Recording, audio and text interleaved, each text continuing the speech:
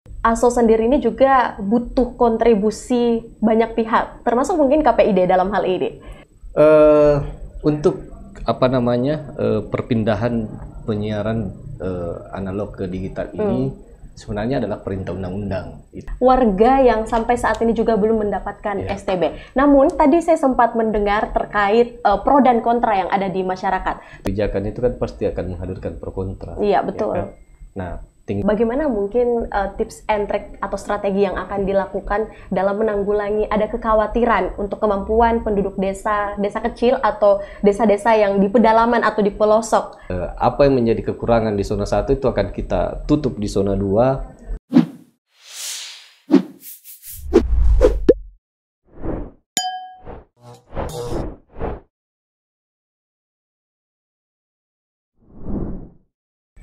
Assalamualaikum warahmatullahi wabarakatuh. Halo Bapak. Ya, waalaikumsalam warahmatullahi wabarakatuh. Salam sehat ya. Salam sehat. Selamat datang di podcast Anak Lorongna Makassar. Agak kali bata Pak? Ya, alhamdulillah baik-baik. Baik, sehat-sehat di alhamdulillah. Sehat, alamin. ya. Nah, baik, senang sekali rasanya karena saya Kinan Aulia pastinya juga di podcast Anak Lorongna Makassar nih Pak Rihwan, kita akan menemani seluruh pemirsa dengan informasi karena tentu saja hari ini kita akan membahas terkait satu tema yang sangat menarik, yakni Makassar Sukses ASO 2023, Analog Switch 2023. Nah, membahas terkait ASO tentu saja Bapak Rizwan Samuhsin yang juga merupakan Komisioner KPID Sulsel 2020-2023 ini pasti sudah menjadi tupoksi Anda pada podcast kali ini. Baik, nah Pak Rihwan, biar kita lebih nyaman podcast ya, baiknya mungkin kita biar lebih akrab lagi bisa disapa siapa nih? Ciwang aja. Oh, Kak Ciwang aja. Kak Ciwang, jadi. Baik, nah Kak Ciwang, aktivitas hari-hari sebagai seorang komisioner KPID disibuki dengan kegiatan apa saja? Ya, kebetulan di KPID itu saya sudah menjabat 2 periode ya. Jadi dari 2017 sampai 2020, kemudian alhamdulillah 2020 sampai 2023 kembali terpilih dan saya membidangi perizinan. Jadi tupoksi saya adalah mengurusi soal perizinan lembaga penyiaran yang ada di Sulawesi Selatan. Oke. Nah baik, kita kembali lagi nih Kak Ciwang, membahas terkait ASO 2023. Makassar siap sukses ASO 2023. Pertanyaannya, tentu saja ketika analog switch off ini juga diberikan ataupun juga di-share ke seluruh masyarakat, bukan hal yang mudah untuk dapat diterima khususnya karena untuk mendapatkan edukasi ASO sendiri ini juga butuh kontribusi banyak pihak, termasuk mungkin KPID dalam hal ini. Nah, mengawali pertanyaan saya tentu saja bagaimana KPID sendiri dalam hal ini melihat respon masyarakat dengan hadirnya kebijakan ASO yang dari analog ke digital. Ya, untuk perpindahan penyiaran analog ke digital ini sebenarnya adalah perintah undang-undang. Itu termaktub dalam Undang-Undang Nomor 11 ya tahun 2020 tentang Cipta Kerja, di mana pemerintah sendiri menginginkan supaya sistem pelayanan penyiaran itu lebih canggih, kemudian lebih bersih dan lebih jernih. Nah, inilah yang mendasari kenapa kemudian ASO ini menjadi prioritas dari kementerian dan pemerintah. Terkhusus kami di KPID Sulawesi Selatan itu ikut membantu program ini dalam mensosialisasikan. Jadi sebenarnya ini ASO untuk Sulawesi Selatan itu sudah tertunda setengah tahun. Sebenarnya kita dari tanggal 2 November 2022, tetapi kemudian mengalami proses yang panjang yang akhirnya kemudian sempat tertunda beberapa kali untuk program analog switch off ini. Dan proses tertundanya itu dikarenakan yang pertama yang pasti adalah sosialisasi. Ya, kemudian yang kedua bagaimana masyarakat bisa menerima perpindahan penyiaran analog ini ke digital. Tetapi alhamdulillah kita ini di Sulawesi Selatan apa namanya, kebijakan apapun yang dikeluarkan oleh pemerintah itu bisa diterima. Dan saya sudah berkeliling ke beberapa wilayah terkait waktu tanggal 20 kemarin 20 Juni ya, setelah pelaksanaan pemerintah sudah mematikan program analog itu, hanya ada riak-riak kecil dari masyarakat yang tidak tahu sama sekali memang. Tetapi kalau masyarakat yang sudah tahu, yang kemudian tidak menerima, bukan sebagai golongan penerima set-top box itu, mereka membeli. Betul. Ya, mereka membeli. Jadi sebenarnya tidak terlalu berpengaruh banyak terhadap masyarakat, karena masyarakat yang yang memang tidak mengetahui bahwa ada perpindahan penyiaran analog ini, itu yang kaget. Tapi masyarakat yang sering melihat sosialisasinya, sering mendengarkan sosialisasinya, itu mereka langsung sigap secara mandiri mengadakan STB di rumah masing-masing. Baik Kak Ciwang, ini berarti cukup menarik untuk kita bahas juga, apalagi terkait set box sendiri ini yang kalau kita lihat dari opininya Kak Ciwang sendiri, bahwa di masyarakat ini warganya cukup mudah untuk diberikan sosialisasi dalam kebijakan ASO ini sendiri. Sejauh ini nih Kak Ciwang, selain respon masyarakat, sebenarnya mungkin masih banyak ya yang belum paham terkait tujuan sehingga hadir kebijakan penghentian TV analog. Ya, saya mau bercerita dulu tentang sistem sistem penyiaran kita. Jadi televisi ini kan menggunakan spektrum frekuensi. Nah, spektrum frekuensi ini adalah salah satu sumber kekayaan alam yang terbatas. Olehnya itu, pemerintah mengeluarkan Undang-Undang Nomor 11 Tahun 2022 tentang Cipta Kerja tentang pengelolaan sistem frekuensi ini. Jadi kalau misalnya Kinan ya, saya panggil ya. Iya, boleh. Ya, kalau misalnya Kinan bisa melihat secara kasat mata sistem frekuensi kita di lintas udara Sulawesi, itu seperti benang kusut. Di benang kusut seperti apa nih? Seperti benang kusut. Jadi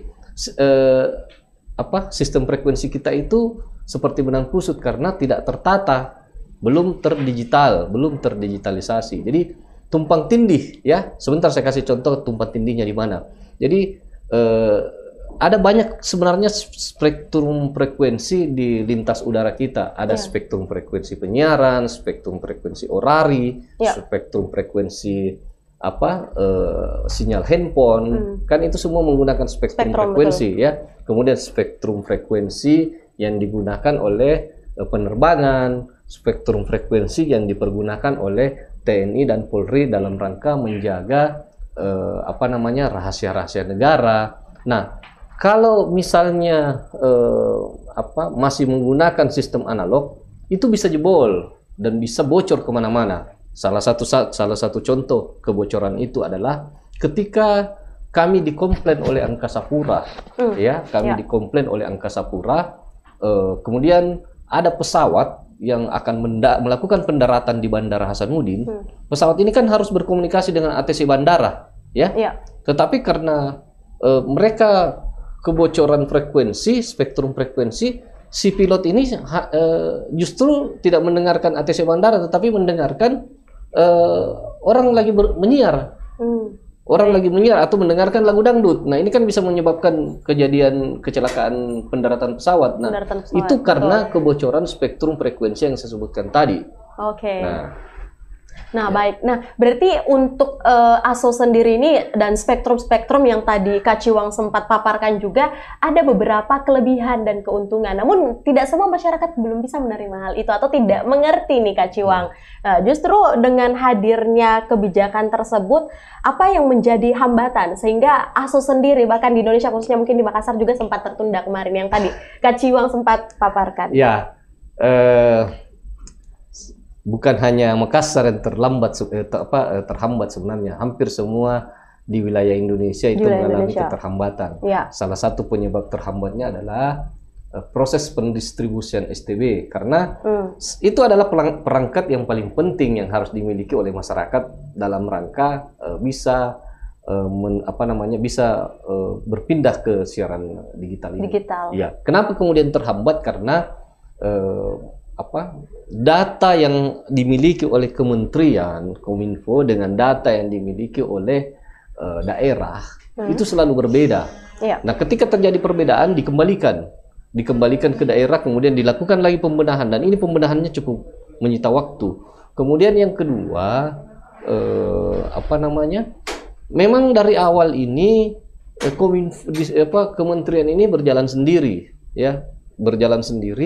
yang kemudian nanti belakangan baru melibatkan Kominfo kabupaten kota, sehingga ini menjadi. Nah, saya sampaikan kepada kementerian bahwa yang mengetahui kondisi masyarakatnya yang layak menerima STB atau tidak itu kan daerah. Baik. Nah, makanya kenapa terhambat, karena itu tadi saya katakan bahwa pendistribusian STB ini masih mengalami kendala-kendala teknis di lapangan. Misalnya pembagian itu melalui by name by address, dengan menggunakan jasa vendor. Misalnya vendornya adalah kantor pos, kemudian jasa-jasa pengiriman swasta. Nah, ini kan yang menghambat sebenarnya.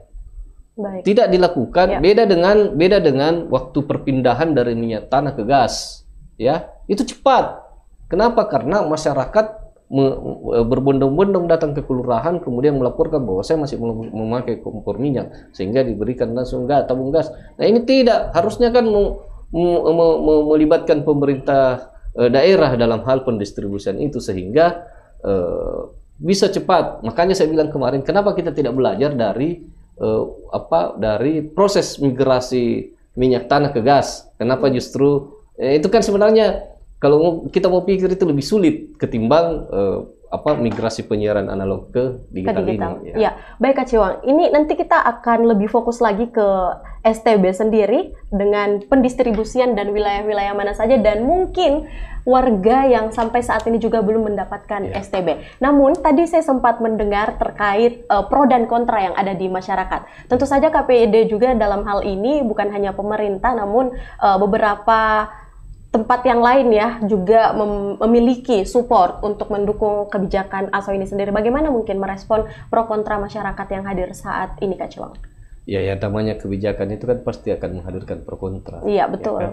Nah, tinggal bagaimana nanti di ujung pro kontra itu akan hilang. Nah, sekarang ini sudah hampir sudah hampir 2 bulan siaran analog ini hilang di Makassar. Tetapi proses pro kontra ini kemudian hilang dengan sendirinya dengan banyaknya tempat-tempat di Makassar ini menjual STB.